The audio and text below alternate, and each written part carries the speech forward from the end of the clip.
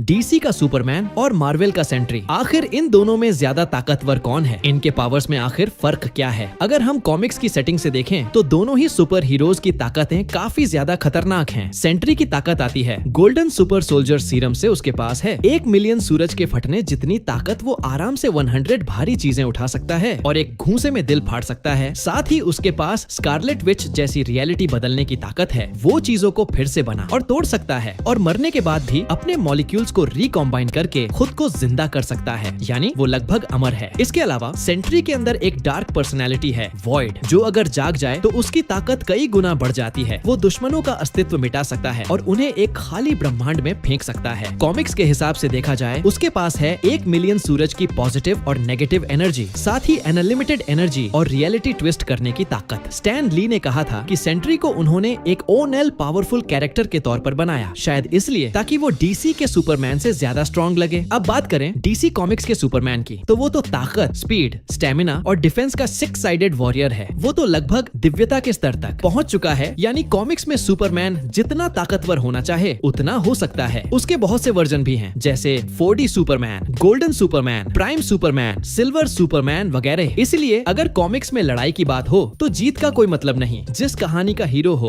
वही जीतेगा, जिसकी दुनिया हो जीत उसी की होगी। सब कुछ राइटर के मूड पर निर्भर करता है। लेकिन अगर हम फिल्मों के हिसाब से तुलना करें तो दोनों में फर्क नजर आता है। अगर परफॉर्मेंस की बात करें तो मैन ऑफ स्टील वाला सुपरमैन फिल्म के सेंट्री से कहीं ज्यादा दमदार है। हाँ, फिल्म में सेंट्री के पास मिलियन सन पावर वाला कॉन्सेप्ट बचा है और उसने एकला पूरी थंडरबोल्ट्स टीम से लड़ा, लेकिन उसके दुश्मन बहुत ही कमजोर थे जो भागने के लिए लिफ्ट का इस्तेमाल करते थे। वैसे भी तब सेंट्री हल्के में लड़ रहा था, जैसे किसी बच्चे से खेल रहा हो। वो दिखाता है टेलीपैथी, टेलीपोर्टेशन, सुपर स्ट्रेंथ और आयरन डिफेंस, लेकिन फिल्म में उसकी पूरी ताकत नहीं दिखाई गई। जबकि मैन ऑफ स्टील में सुपरमैन की ताकत बहुत जबरदस्त थी। जनरल जोड से उसकी फाइट सुपर सयान जैसी लगती है। फिर जब उसे रिवाइव किया गया और उसने जस्टिस लीग को अकेले लिया, तब भी उसकी ताकत गजब थी। उसके सामने थे half God wonder woman, speedster, flash, cyborg और एक्वामैन वगैरह। सभी हाफ गॉड्स या साइबॉर्ग लेवल पर थे, लेकिन सुपरमैन ने सभी को बहुत आसानी से हराया। वो तो आम इंसानों को भी साउंड ब्लास्ट कर देता था। जब उसने स्टेपेनवुल्फ से लड़ा तो पूरी तरह से उसे बर्बाद कर दिया। इसीलिए फिल्म के हिसाब से देखें तो सुपरमैन अब तक आगे है, लेकिन सेंट्री को अभी और फिल्मों में देखने की जरूरत है। हाँ, अगर नया सुपरमैन लेंगे तुलना में तो फिर मुझे सेंट्री ज्यादा इंप्रेस करता है। सेंट्री की शांति और ठहराव उसे राजा जैसा बनाते हैं और नई फिल्म का सुपरमैन शुरू से ही कमजोर दिखता है। उसके अंदर की दिव्यता